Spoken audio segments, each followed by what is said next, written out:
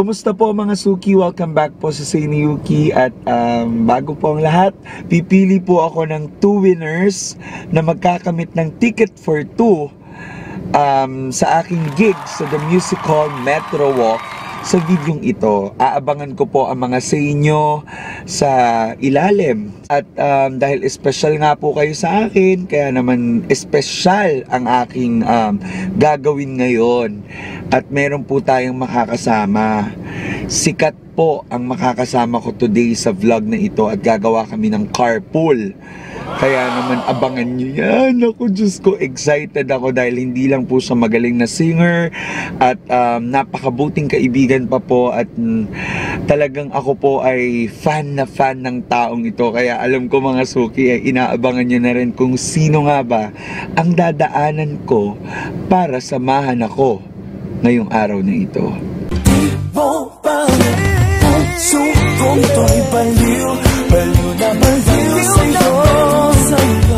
Eto ko, ma'ams. Andito na siya. Kagaya ng pinangako ko sa inyo kanina mga Suki, sikat ang makakasama ko ngayon. Kaya naman, there you go. Andito na siya, ang nag-iisang sikat, si Katrina Velarde. May pag-vlog! Oo, may pag-vlog tayo ngayon. So, goodbye, Oppo Find X. Nabasag, ma'am. Ay, bakit? Totoo? Kasi parang pagbagta ko nung pintuan ng UV. Ngayon? Oo, ngayon lang, just now. Pero okay lang. Ba yan? Sorry po, napamura ako. Napamura ako dun sa Oppo Find X na nabasag. Wala na, goodbye. Ayan. Inalagay natin sa vlog mo. Goodbye. Hindi, napapalitan naman yata yung LCD. Ito. Kailangan mo mag-seatbelt, ma'am. Ay, sorry na. So, ayan na. Kagaya ng lagi nilang tinatanong, ikaw kasi yung bukod kay Sarah, bukod kay Miss Reg, ikaw lang yung ginagawan ko ng reaction video. Bakit ba kasi ganun yung lalamunan mo? Bakit ba ang taas-taas ng boses mo? Hindi ko. Uy, cute ang ginagawa mo pag may relax sa bike. Sinasakay ako, oo. Laging ganyan. Bakit? Kasi maganda ako. Char! Sikat siya, pero nabasag yung phone niya, kamamadali niya. Kasi nga papunta kami ng Sennheiser. Ay, ano yan? Audio-video solutions. Yeah. Ma'am, ano yung mga dapat nilang abangan sa'yo bukod sa mga gigs mo sa music hall?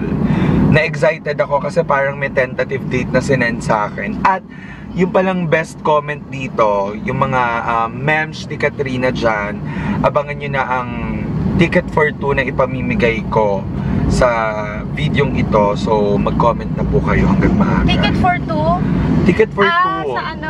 Oo, 2 winners. Kasi nga, lumalaki na yung, yung subscribers ng aking YouTube channel. 5,000 na siya in a span of 3 months. Hindi na masama, diba? Subscribe pa mga memshi. I know. Wait lang, ma'ams. Bago ang lahat, ilang years ka nang kumakanta? Yung kumakanta mula 4, 5, 6, 7, 8, 9, 10, 11, 12, 13, 14, 15, 16, 17, 18, 19, 20. Yan na ba yung bilang ko? Basta 4 years na ako eh, 24 na ako eh. 4 years old ka nag-start. And then professionally, nung sumali ka ng amateur? Nung amateur, 6 years old. 6 years old? Nag-amateur ka na? Para kang si Cha. Diba? Si Jake po yun, si Cha. Pero hindi kami nag-abot masyado ni Cha. Kasi si Cha kasi, kumbaga ano na siya, pro na siya sa mga singing contest. Nung time na nag-start ka, mas matanda siya sa'yo eh. Oo, nasa lugar na siya ng mga probinsya, yung mga marami talaga mga magagaling. Ako Manila pa lang. Uy, marami rin magaling sa Manila ha. Mas mahigpit laban dito si Angeline, taga Manila. Ang daming taga Manila actually. Yung batch nila Sarah sa Star for a Night dati, puro mga kontesera ng Maynila. Si Mau Marcelo kasi kontesera siya sa South, Batangas, yung mga ganyan. Si Idol Philippines. Tapos sa Bulacan naman, ang mga kontesera dyan, well, madami rin eh. Kilala mo si Loverine? Loverine, di ba? Oo, kilala ko si ate. Grabe din yung lalamunan noon. Yun, naabutan ko yan dati. Kasi ako mahilig talaga ako manood mga suki. Kasi yung boses ko, hindi siya pang singing contest.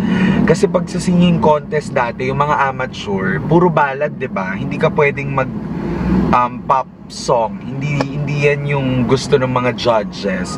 Gusto nila yung mga bukas pa. Ganyan yung mga kantahan noon. Kaya hindi talaga ako nagsasali. Miss Gay na lang yung sanalihan ko. Babalik tayo dun sa concert na sikat ako. Sold out ka daw. Balita ko mula sa Viva, as in puno mo daw ang Kia. Ano nga? New Frontier. New Frontier. At ang daming bakla. Bakla, oo. Majority yan. Parang puro bakla. At saka nag-duet kayo ni Miss Reg. Surprise yun. Surprise? Anong feeling? Iba? Oo, nagulat ako. Pero nandun na daw siya bago pa mag-start yung show. So naabutan niyo yung opening lahat? Oo. Tapos bandang dulo siya? Nakatago lang, oo. Oh my gosh, so napanood niya lahat. Napakinggan siya ba? Saya. Kasi alam niyo mga suki, dati talaga, akala ko si Katrina, ginagaya niya si Miss Reg. All along, akala ko talaga, ginagaya niya yung boses. Oo, nababash na nga ako eh. Oo, Sorry tapos, na Charet. nagulat ako nung pinapanood ko siya mag-rehearse. Tapos, naalala ko parang few years ago, tinweet ko pa siya. Kasi, paano ba tayo nagkakilala? Ayan. Oy, oo.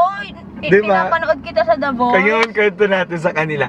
Nakita kami sa labas ng ng studio ng ASAP sa ABS. Tapos, bigla silang lumapit sila nila Monique, yung grupo nila na AKA Jam. Tapos sabi niya, fan kami. So parang ako, parang kami yung kami yung fan nyo, sabi ko. Kasi nga, grabe yung mga ngalangalan nila, yung AKA Jam. As in, lahat sila halos doon. Wala kang itatapon dahil ang gagaling kumanta. At saka yung mga bosesan, yung mga harm. Yun. Yes. Harm. Mga harm. Mga hams. Mga harmful boys. Ano ba yun? Hindi, ang gagaling talaga ng AKA. So, doon kami nag-start. Nag-picture kami with Tito Gary. Tapos, after nun, mga ilang years na kalipas, nagpunta ako ng Marquee Mall sa Pampanga. Naalala mo yan, tinweet kita? Oo! Sabi ko, oh my gosh, akala ko si Regine yung kumakanta ng Adawa na Miss a Thing. Kasi nagulat talaga ako, lahat ng tao naghihiyawan. Tapos sabi ko, sino ba yun? Ang taas ng boses. Pagtingin ko siya pala, sabi ko, ang galing-galing talaga niyang kumanta. Tapos doon na nag-start na, hindi pala niya ginagaya si Miss Reg. Nakakanta mo talaga siya ng ganon, na hindi mo naman pinipilit. Oo. At saka ang ganda, yung duet nyo nga, parang sabi ko, hindi naman ganun kadikit. Magkaiba naman. May lang talaga, may ibang part lang talaga na nagtutunog Miss Reg. Nagtutunog, oo. Pero hindi talaga siya Miss Reg. Kaya yung mga Reginians dyan, love po tayo, hindi siya nangongopya. Tigilan nyo na po yung kaka-comment. Mahilig lang po ako mangopya nung elementary days ko.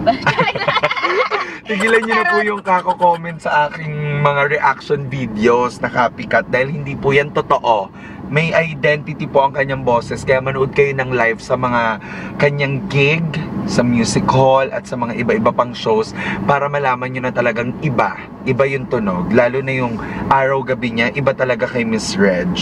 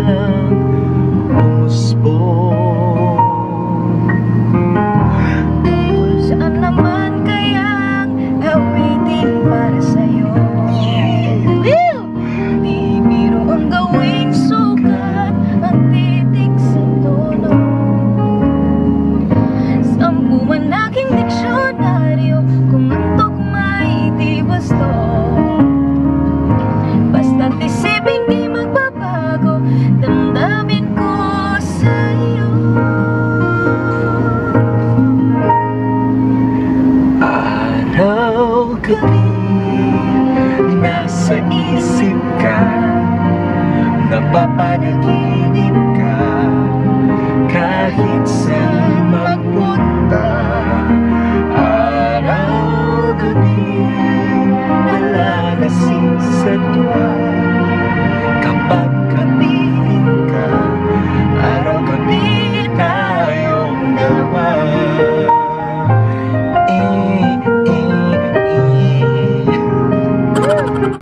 Araw, gabi, nasa isip ka, napapanaginip ka, kahit saan magpunta. Araw, gabi, nalalasing sa tuwag. Pagkapiling ka, araw, gabi, tayong dalawa.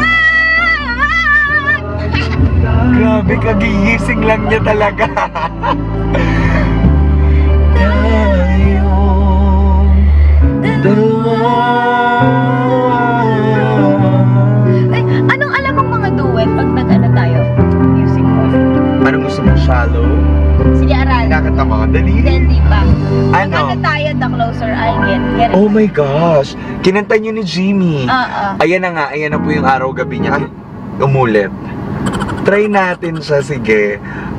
So there you go. Marami-rami na kami napagkwentuhan. Kasi na si Katrina. Kaya naman, dyan na natin tatapusin ang video ito. Pero bago ang lahat, huwag niyo pong kalimutan na i-follow ako sa aking mga social media accounts for more updates. Facebook, Twitter, and Instagram. At syempre, i-subscribe niyo rin po ang YouTube channel ni Katrina Velarde. Ano ito, ma'am?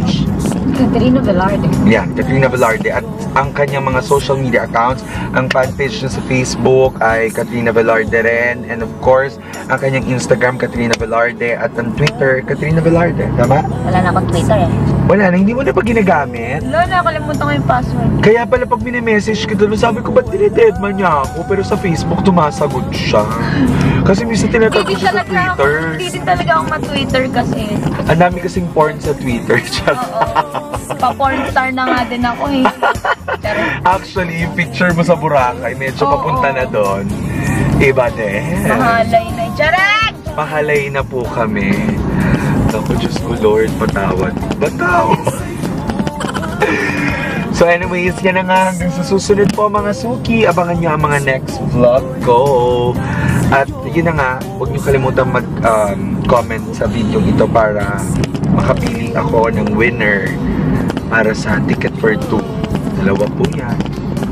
Sana matuloy ang aming April 3 ni Katrina V sa The Music Hall para mas masayer. Hanggang sa susunod po. Bye!